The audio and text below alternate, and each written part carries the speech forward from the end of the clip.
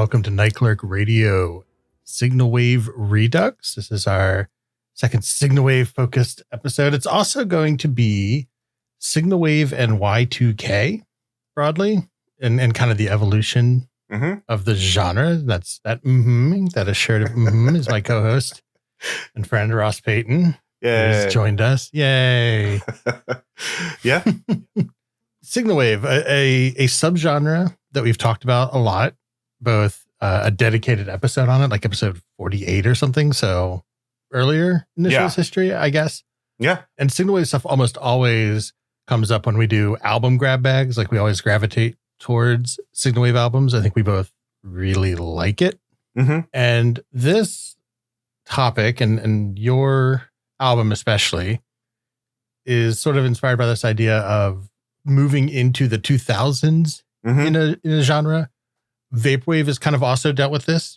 You know, we can talk about Vaporwave in the 2000s at some point. We kind of have before. Yeah. Where you have these genres that really emerged in like the late aughts, 10s. So their nostalgia or like point of reference is like 70s, 80s, 90s. And now 10, 15 years later on from those early albums, of course, naturally, that slider, that window of what you pull from is going to move up. And it's really moved up into like the 2000s, even maybe into the early 10s in terms of like what are interesting things to pull from, both aesthetically and musically in your sample. So my first question to you, because you proposed this connection, was this topic, and we can shout them out, was this inspired by a comment on your album by CT57? Well, yeah, to a degree. Like one thing, the algorithm on YouTube keeps recommending me Signalwave albums. And so my album got popped up on the algorithm. I checked it out. I saw the CT57 comment at the top of it. And I'm on there's a Signalwave Discord that CT57 is on, and also a bunch of other Signalwave artists. And so I looked into it, and, you know, CT was just raving about this album. And I quite liked it too. So yeah, that is what perked my interest. And it was really fascinating to me because, you know, Signalwave has the idea of the genre when it just started, and then like so that kind of gets crystallized in a lot of people's minds, but then like the genre keeps evolving, right? Like it keeps changing.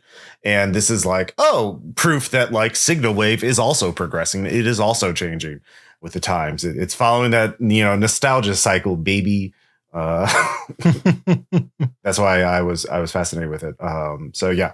Okay. And we'll talk about the albums more specifically, of course, in a second, but I do want to maybe establish some groundwork on Y2K, because you picked a more recent album that is in this Y2K inspired, 2000s inspired sort of Signalwave. And I sort of picked a counterpoint album to that. I think largely as a point of contrast, more than trying to just pick a second album that is along the same thematic lines. So when we talk about Y2K, though, I think we should narrow that down, because to me, there's Y2K, and maybe there's like the CARI or something, you know, Consumer Aesthetics Research Institute or whatever, it has like a specific term. I feel like there's a lot of terms for what popped up around that time for the aesthetics, because there were a lot of divergent aesthetics at that time. Y2K to me is really like, so turn of the millennium, of course, like that late 97 to 04 is kind of what's I would even brain. Put it like 97 to like 2000, maybe 2001. Yeah, you think there's like a sharp inflection point at a certain date? Yeah. Yeah. That's fair. Yeah. That's fair. I was wondering about that, because I mean, there's like a little bit of like a tail there, but that's fair. Yeah. I think part of it is also like, if you look at what is Signalwave, what are broken transmissions, you know, what is the genre about? When I think about it, it's really about like communications technology, like, you know, the medium is the message. And when the medium, you know, for a lot of Signalwave is, you know, satellites and radio, especially the stuff that's not like the stuff that's more at the fringes, the stuff that's there, but it's not like as big in how the technology affects the message, how it affects, you know, through static and interference and distortion. But then you have Y2K, and this is when the internet became a, you know, well-known word, where it was, you know, exploding into popular culture. And it was also the .com boom. And I think it's really capturing that, like that late 90s exuberance over this new communications technology. Well, not new, but new to the public communications technology. So that's what I think. And I think that's what the people making this music are trying to capture. Sure. Yeah. And I think you'll see that in the aesthetic of both albums in this episode. Yeah. So I'm kind of the same as I associate a lot with like rising techno optimism. Mm-hmm. Yeah, that's a really good phrase to describe it. Yeah. Which, like, that techno optimism is weird because it still limps along today every time there's something, look at the current batch of like generative AI obsession and stuff. It's like assuming that's not going to end up in like a complete nightmare. There's like, the rise of the .com bubble, which you're talking about. I think there's like mainstream acceptance of the internet, right? So it goes from being this like weird little thing in the early 90s because I was fortunate enough to grow up in a household with like my dad was kind of like a weirdo early adopter of everything.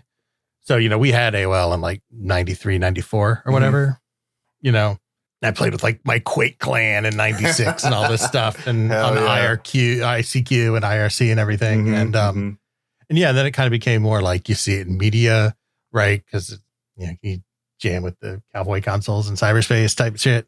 Yeah. But like, it's also like a rising dependence on technology or like a more existential understanding of the ways in which we are becoming entwined with technology. Because to me, Y2K is also the computer bug, right? So when I hear the phrase, when you said, we're going to do Y2K, I didn't think like 2000s aesthetic. I thought you were talking about like fixing the Y2K issue, which I guess for historical purposes, just to say, dates to save space in computer memory were originally chosen to just be 2 digits. So 1972 is 72 or whatever. And when those first two roll over from 19 to 2000, there's a lot of potential that a lot of shit can break because all your dates are wrong now. Oh, sure. Y2K is interesting for a variety of reasons. Number one, the absolute like existential threat of being overly entwined with buggy technology that may not like work for a long time and then being incredibly dependent on it. Also, like the way it's been kind of memory hold because we fixed it. Yeah. So it didn't happen. And then everyone was like, oh, that was alarmist. I was like, no, man, because my friend, one of my best friends at that time, his dad worked for IBM. And that dude worked like 100-hour weeks from like 1995 until 2000, helping banks rewrite all their software and stuff. Jesus. Yeah. And it was like this incredible, it's just one of these things been memory hold. It's the same to me as like unrelated, but ozone stuff. Like I still get into fights with like dumb family members about the ozone. Like, remember when there was a hole in the ozone? Now that you don't hear much about that anymore. Like, well, yeah, because we fucking fixed it and gave the people who fixed it a Nobel Prize. Like, yeah, we took collective action. It actually worked. Yeah, it was one of the last times we came together as a species, and like, all of us have to do this, or else it doesn't work. We did. Work. Yeah, go ask people in Australia about it. Like, they'll have a different experience of it. They'll have a different perception for sure. Yeah, but it's just that adds an extra layer of like memory hole stuff, existential dependence on technology. So I do think there's like a weird shift in technology in that era. And to reiterate, I think it comes across in these albums that are, 5-ish years apart. Oh, yeah. I do want to say, like, I do know this is actually a subject that is talked about in disaster prevention and management and this kind of thing of like, if you actually raise the alarm, get the funds and do the right thing, then people will be mad about it later on because they don't like, they didn't see a big disaster. So they thought all the money was wasted. It doesn't like, the public is incredibly dumb about this shit. In other words, and you have to like treat them like children to a degree. At least that's the perception that the professionals have of it. Well, I think it's true, right? Because I mean, again, not music related, but you see this all the time with like, boy, it's weird how them climate change predictions keep moving out because we keep trying to do shit about it. Yeah, man, we keep tapping the brakes at least a little bit. Yep, that's why we're not pumping CFCs out our asshole 24/7 anymore. Like,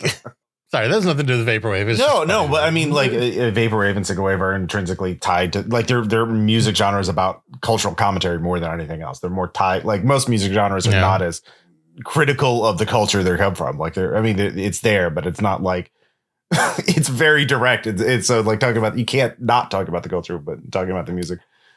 The interesting thing when you're talking about the Y2K and like, there's this techno optimism, but there's also the Y2K bug. And so it's kind of like, if you look at it in the late 90s, it's almost like oh, it's going to be great. It's going to be great with this tiny little kernel of like, oh, the Y2K bug, it's all going to turn bad. And then like, if you compare it with now, it's the flip. There's this tiny bubble of like, oh, technology will save everything, followed by this massive amount like, but actually it's going to fuck everything up. And, 20 years later, like AI is going to destroy our jobs. It's going to destroy this, the blockchain shit for the last couple of years did so much environmental damage. It was just gambling and waste and scams and fraud. And so it's almost like they've reversed, in terms of the perception. The proportion of the good and the bad, respectively. And I find that really interesting. And I know I've mentioned this before, but I've written papers a long time ago when I was doing like film and media studies about this. It's kind of back now, but purely for nostalgia reasons, not for any thematic reasons. But at the time I talked about like the death of cyberpunk because it became a reality, basically. Yeah. Yeah, it actually happened. We just gave everything to corporations, and we're like, "Cool." No. I mean, the joke I make anytime somebody brings cyberpunk up is like we're in a shitty '80s cyberpunk novel because Donald Trump was president, and like everything sucks, and the technology is cyberpunk, but like it's shitty and bad, and not we don't even get combat cyborgs murking cops in the streets. We don't get anything cool like that. No cyberpunk edge runner shit. Where are my wired reflexes? Where are my wired reflexes? God, yeah, give me that at least. Cyberpunk is very trite these days. Fucking Neuralink got FDA approval for human brain computer interface tests trials. So just today, can't wait for Elon's first cyborg hacker to fry their brain in a trial. That'll be cool. It's just going to be somebody giving blue checks out on Twitter. Yeah. You get your blue check comped if you sign up for the surgery. Neuralink, you get a free. Oh God. Yeah. Okay. Well, this is why we have music, so we don't have to think about this. Yep, that's fair.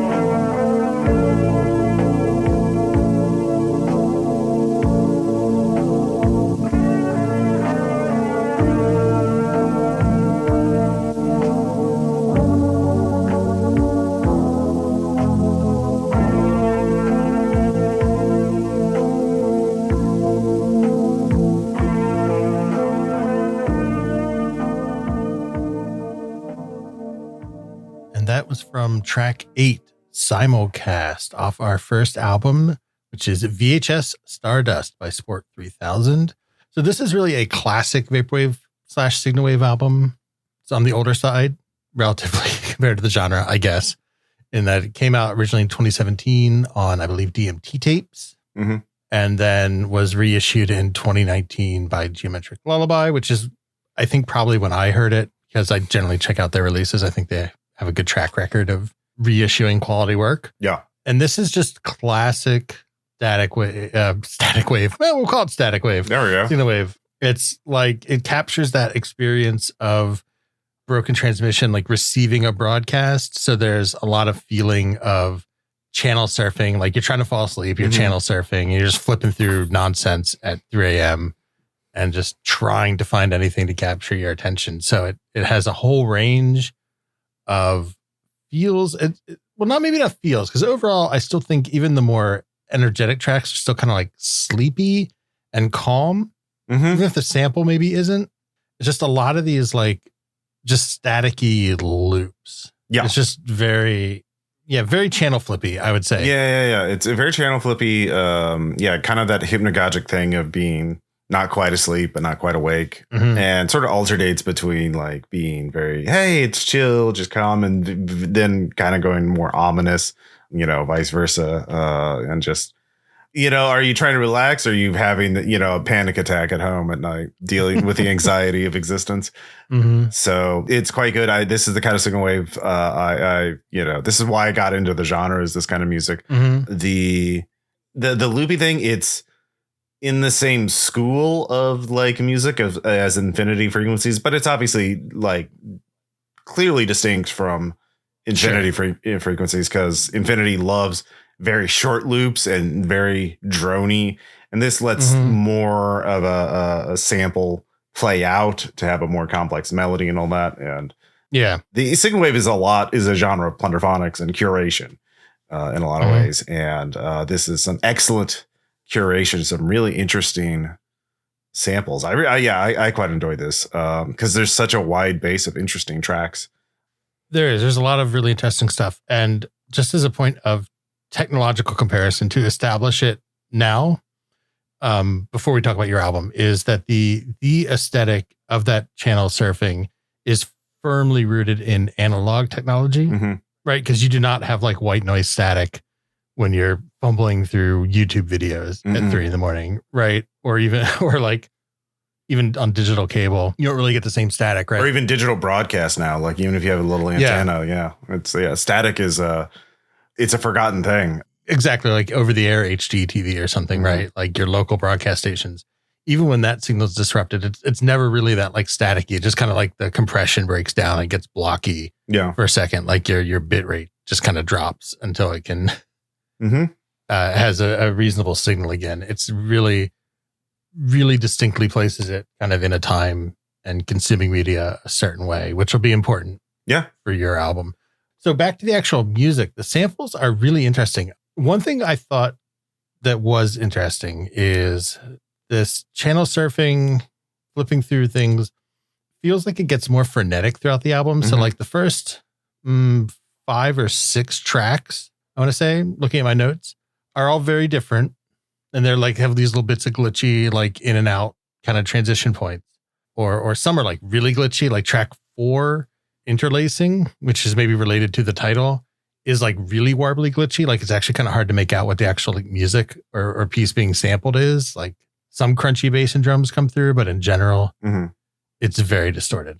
But the point is that for any given track, it still feels like it pulls from one thing or conveys one feel. And then starting with like track 7, they really start to like switch samples in the middle of tracks, right? So track 7 starts off with like late night funk, almost like an ad break, like we'll be right back type music. Yeah. And then it switches and changes, and it's like this somber piano for the rest of it, which is like very much has the channel surfing, instead of being like implicitly between tracks, being explicitly in the track. And then track 8, which I sampled from, has like harsh cuts in and out, so it like grows even more prominent. Yeah. And I feel like that kind of continues through the album. Maybe there's a few tracks that stop, but like track 11 also has a lot of these like style changes where it starts off with like kind of like funk, like late night lo-fi funk, and then into like urgent synth, which is a term that requires you to listen to our Copperhead episode where I talked about these sort of like do do do do do do do do do do like synth jams of like action, then like into what I called action saxophone, because it was like saxophone, but it wasn't like sexy late night sax. Oh yeah. It was like more dramatic saxophone. I don't know. It's hard to explain. Yeah. But, and then sort of spaces out. Like track 12 is like really, really spacey. And I think these are my favorite tracks that are like really just linger on like really atmospheric vapor ambient type stuff. And then has this like choral outro, which I thought was interesting. There's actually 2 choral songs, like classical choral music samples. Like track 5 is I really like track 5 because it reminded me like it sounds like they're like sampled from some like church that was broadcasting at 5 a.m. One of those kind of shows, and it's just like church music is so perfect for a Signalwave. Like it just got that weird, pseudo classical structure, but also like creepy as hell, especially when you add in the static. There's something about it that really like, yes, this is perfect. And it's very underused in Signalwave. I don't hear a lot of like church-based music. Yeah, choral stuff is interesting. And that it comes through in 2 totally different ways. So like you were just talking about track 5, which is To the Silence, which does feel more like church music. It's probably maybe some classical performance. It may not be like a religious performance, but it has that vibe. Yeah. Right. I don't know exactly what they're singing, but feels churchy, even if it's not, even if it's like because there's other, choral music. Yeah. But then Multicast, which is track 13, which also has a choir, sounds more like a doom choir. Like it's much more like not Gregorian. Gregorian's the wrong word, but it is much more like I don't have a good adjective for it. I'm pulling a big Lee here in terms of blanking, but it's more like military. Yeah. I guess it's more rigid. It feels less spiritual. Yeah, I guess or something. It's hard to explain, but it just has a different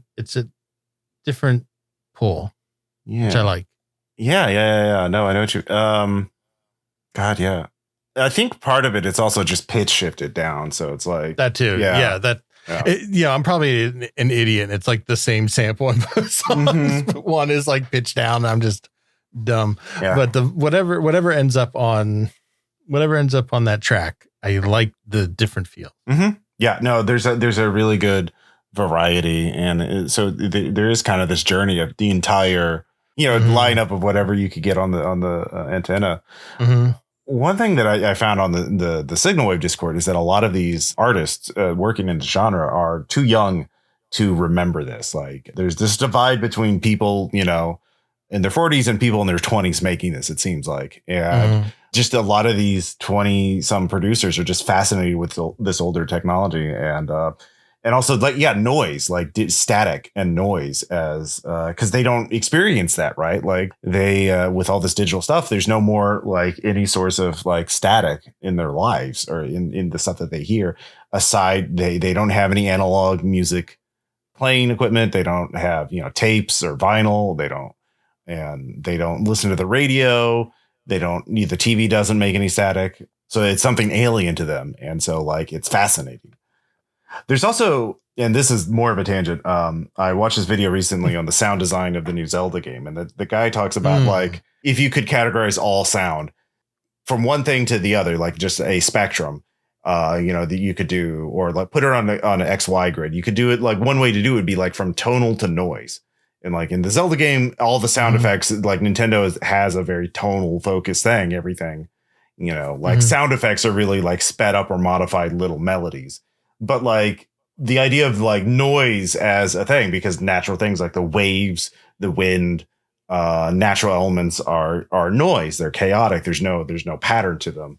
And as a element in music, people who have nothing but tonal things that are precisely engineered and studio made, like all pop music. So that's part of the appeal of like lo-fi and Signalwave is that there is this noise which feels more alive than everything, clinically and sterilely made in a studio. So, yeah, I agree.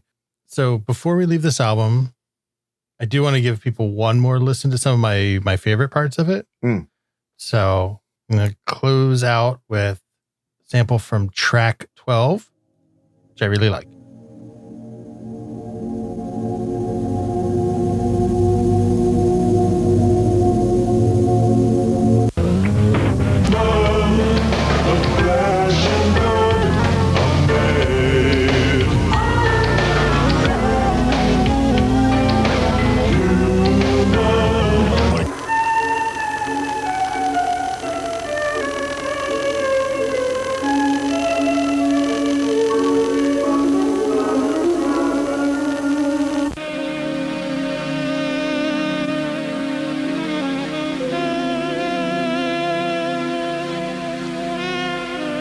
All operations are coordinated by a multinational team of professionals.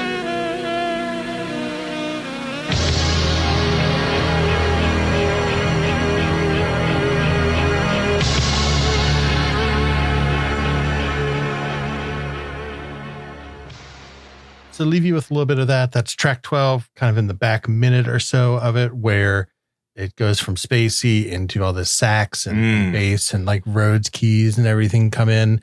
I think that really gives you like the best parts of this album to me that I really like is that calm dreamscape. And I just love this classic era of Signalwave. And I think that I largely chose this again as an excuse to re-listen to it because I really like it. I remember listening to it in like 2019 when the Geometric Lullaby release came out, compare and contrast to yours. Yeah, I'd not heard this album before, so yeah, I'm glad I'm glad you introduced it to me. Well, I'm glad too. Then that's great. So again, if you have forgotten it or you haven't checked it out in a while or you never checked it out, definitely give it a listen.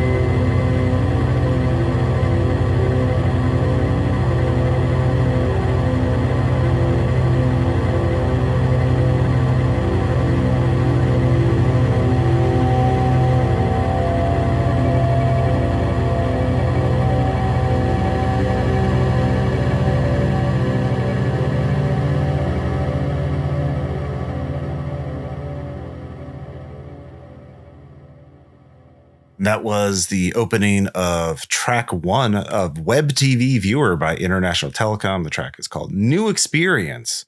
So the web was a new experience for so many people with WebTV. If you never heard of what WebTV, it was a device that you could plug into a regular television, and you could then dial into the internet and you could browse the internet through your TV instead of having to buy a desktop PC or a laptop, which were obviously very expensive back in the 90s. So I'd heard of it. I've actually, I never owned one, but I've seen one in the wild. I remember years ago going to someone's house and they did look at their email for something. They pull it up. I was like, oh my God. So I knew it existed, and it was, like seeing a cryptid in real life for me. Because this was like 2005 or something when I saw it. But if you look on YouTube, you can find people. There's a small group of people that have recorded them browsing the internet with WebTV. And there are a couple of people like computer archaeologists who have resurrected old WebTV devices to use them now and recently. So it's a fascinating bit of these all these devices, all these technologies. There's so many evolutionary dead ends, right? Everyone thinks, well, what if we could do this, and they try it and they send it out to market and it just doesn't do well enough for them to keep making more of them. And this is, what if people didn't need a computer? They could just browse on their TV and it just didn't quite work out. But I love this idea. And so this is from the artist International Telecom, who claims they are in Russia, but and this is part of the Y2K Signalwave, because obviously WebTV was a late 90s, early 2000s technology. And the CT57 loves it. There's a lot of discussion of it. There are other albums in this subgenre. On the Signalwave Discord, CT57 specifically cited Slideshow by CRT Paralysis and Digital Now by Sky Sports as other examples of this subgenre.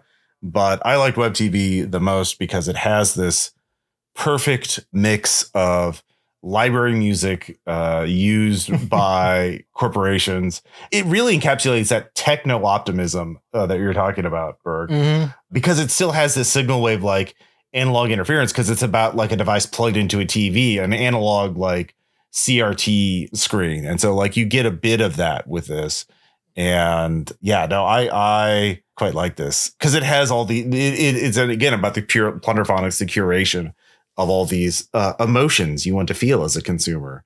You want to feel calm when you're connecting. I think track 1 is the sampled from the startup music of the device, right? As it's connecting to the internet, it's we're just playing a little music, to entertain you while this fucking modem dials in. Yep. Yeah. Exactly. Yeah. And all the track names are movies, services, entertainment, TV guide, music and radio, sports. Yeah. More ... etc. Yeah. So I also really like this album. I bring up a few initial points that just to highlight how different it is aesthetically from the album we just talked about. So all of that static, all of that channel surfing that we were talking about, gone, not present at all in this album, right? I feel it's a little they did something but it's very subtle, VHS, just it's not crystal. Right. It's a bit lo-fi, but yeah. Sure, because at the time you still couldn't transmit beautiful high bitrate music and high bitrate video, of course. But it doesn't have the channel flipping, type aesthetic. Like it is rooted in clicking through links in MSN or whatever, right? Yeah. Like your WebTV viewer. And then the samples are, to me, just a completely different subset of music, right? So VHS Stardust, even in the title, the related technologies, VHS versus WebTV, those samples are all like 70s, 80s, like new age prog. There's like Alan Parsons Project and stuff. And, or I think the stuff I can identify, I think were maybe like lost 80s TV music and stuff like that. Yeah.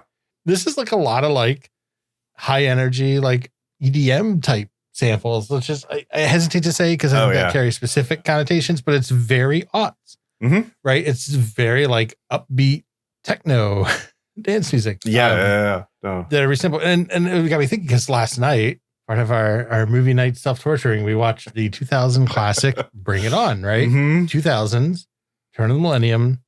It's very upbeat. It's like, oh, she learns that winning is not everything and blah, blah, blah. But all the music is like, we all called it like Spy Break Light. So Spy Break is like a famous track that's on the Matrix soundtrack. It plays during the shootout at the end. It's that techno track at the end of the Matrix. And like, we were just joking that like, it's like cheerleaders sneaking around and they're still playing this like like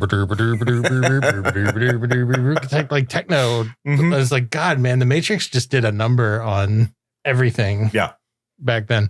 But I feel like a lot of this feels kind of adjacent to that. It feels like that sort of like techno, and some of it's a little more trancy. It's not all like upbeat EDM dance music, but just it's so different from like 80s new age and TV. Is largely my convoluted point there. And this kind of music was everywhere in the media in the late 90s, like fucking, pizza commercials or like, again, like we had like the .com exuberance was infectious. We could just do everything. It was the Clinton years, baby. We could do whatever, everything. It was just good times. So the rest of history, history. And I really like, we get things like track 2, which is, I feel like Office Wave sort of source material, the TV guide. But as we move on, we get more in this EDM, like breakcore kind of like, you could just see the rave dancers on crude green screen on like simple CG platforms in some kind of featureless void that was so popular in music videos in the 90s. Some standout tracks for me were like track 6, Favorites. So I'm going to play a sample with that.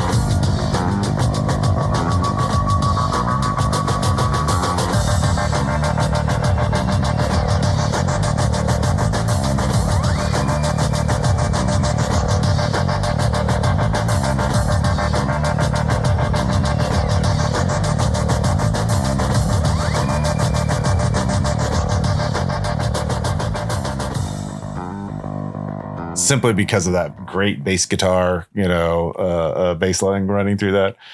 It's a different era because this music is also totally forgotten. It was ubiquitous everywhere, and it was just library music. It was just put together by, anonymous music producers, and, everyone heard it, but now it's disappeared. But now it's being, rediscovered through Signalwave.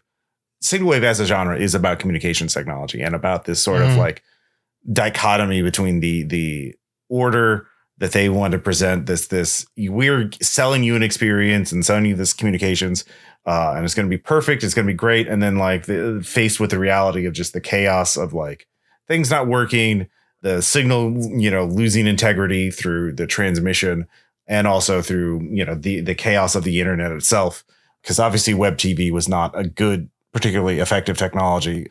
Because, browsing using Netscape on your fucking TV, man, like I can't imagine it was a fun experience. Now you got nothing but smart TVs. Yeah. Look how great they work. They great at spying on you. So it's, kind of like how vaporwave as all is comfort versus anxiety. This is, chaos, the loss of the signal, the fidelity of the signal. Mm-hmm. And yeah, I like that the Signalwave as a genre is spreading out to this newer era. And I do like the range of like from club music to sort of like cool lounge jazz and like a little jungle in there, a little trance, but it's all electronica. Yeah, it's for the most. And we get I think that's mostly true. Yeah, and then like the pseudo like rock music on track 12. The sports would be the more rocks type music, and then you have your like ask a middle manager to get some Middle Eastern music but more modern, and that's the last track more, so it's more quote unquote exotic.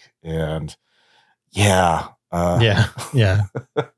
some other standout tracks for me just to round them off. 2 and 10. I think 6 you already sampled, which I also really like that bass line, but 2 and 10, I think part of it is both that they had samples that were like tickling my brain because I almost knew what they were, but couldn't quite put a name to them. So track 2, TV Guide, and track 10, Planner, are both also really, really good. They're very different. 2 is like exotic dance music. I don't know. Feels like a commercial. And then 10's a little more upbeat. But very, very great. And I really like contrasting it against VHS Stardust is like an evolution of the genre in just 5 years or so. I mean, I like the old Signal Wave stuff, but like I like that it's branching out. I'm really curious to see what they do next.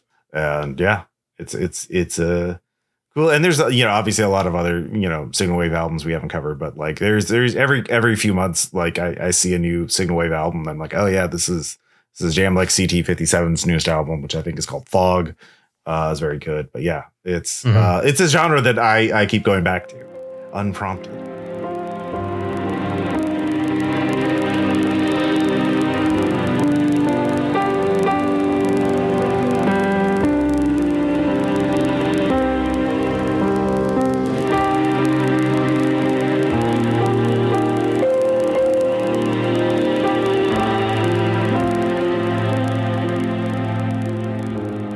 Thank you so much for listening. I hope we've inspired you to go out and check out some of the new crop of Signalwave albums coming out, or even revisit some old classics. Next episode is a return to tradition. It is the summer here in the northern half of the planet. So we're doing the summer jam. And I think I'm excited for this particular year's kind of summer jam discussion, because the previous couple years we've done this, I've tried to like go outside the box. It's a very inside the box phrase, but like pick out some, what else can the summer jam or summer mean to you, and how can that come out in music, right? And I think this year I haven't listened to the album you suggested, but I just picked something that I thought was like just kind of a summer banger. Like for me, like it's exactly what I want to listen to in the summer. There's nothing clever. It's a very good album. Don't get me wrong, but there's nothing clever of like, oh, actually this is like the summer as interpreted by Derrida. Like we're not trying to do nonsense. We're just listening to some jams, and I'm excited to do it. Yeah. No, sometimes summer jam can just be a summer jam. That's right. But if you like this episode and you want to hear more of what we do, we have a Patreon, Night Clerk Radio at patreon.com. There's bonus episodes for the last couple of years, couple essays, couple extra things from Ross. There's also a very active Discord community that you can join where talk about all kinds of stuff. A lot of these episode ideas are generally inspired or honed by discussion with the patrons in there. So if you want to be a part of that, it's pretty cool. I think it's a good community. I definitely enjoy talking to them. Also, you can find us at Twitter. We're at Night Clerk Radio. I am at Burke McBurkinson. Ross is at Ross Payton. Also Night Clerk Radio, wherever else you want to look, Facebook.com's. Probably not WebTV viewer. I don't think we're there, but pretty much, any social media application, you can probably find a neglected Night Clerk Radio site there that I haven't updated in a long time. Oh, no. I know, right? Terrible. You can also find us wherever podcasts are. So Spotify, Apple, et cetera, wherever you do choose to, check us out, please take a moment to rate, review, even if it's a thumbs down. I see you thumbs downs on YouTube. I don't know who you are, but I see them. Oh, no. Doesn't matter, though, because any engagement is engagement as far as the algorithm's concerned. So definitely take a moment to do that. And otherwise, we always advocate building community. Talk to friends, talk to enemies, talk to frenemies, share with them your favorite Signalwave albums, and we'll catch you later. Bye. Bye.